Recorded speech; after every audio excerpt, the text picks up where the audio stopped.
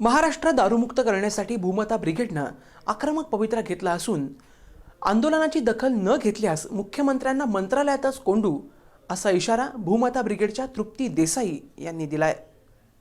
महिला मंदिर प्रवेशासाठी आंदोलन करणाऱ्या भूमाता ब्रिगेडच्या तृप्ती देसाई या आता राज्यात दारूबंदीसाठी आंदोलन पुकारणार आहेत। काल जळगावमध्ये बोलत असताना त्यांनी या संबंधीची माहिती दिली। दारूमुळे महिलांवरती होणारे अत्याचार रोखण्यासाठी महाराष्ट्र दारूमुक्त करण्यासाठी भूमाता ब्रिगेड मार्चपासून आंदोलन सुरू करणार आहे। सुरुवातीला दारूबंदी आंदोलन अहिंसेच्या मार्गाने करण्यात येईल, पण जर या आंदोलनाची सरकारने दखल घेतली नाही तर मात्र प्रत्येक जिल्ह्यात पालकमंत्र्यांना प्रवेश बंदी करू। तरीही सरकारने आमचं ऐकलं नाही तर मात्र मुख्यमंत्र्यांना मंत्रालयातच कोंडून ठेवू असा भूमाता ब्रिगेडच्या तृप्ती देसाईंनी म्हटलंय।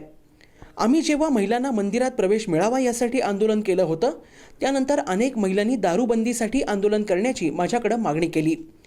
दारूमुळे अनेक महिलांवरती आज अत्याचार होत आहेत, त्यामुळे महाराष्ट्रात दारूबंदी केल्यास महिलांना नक्कीच अच्छे दिन येतील असंही तृप्ती देसाई म्हणाल्या। Bureau report, SBN Marathi.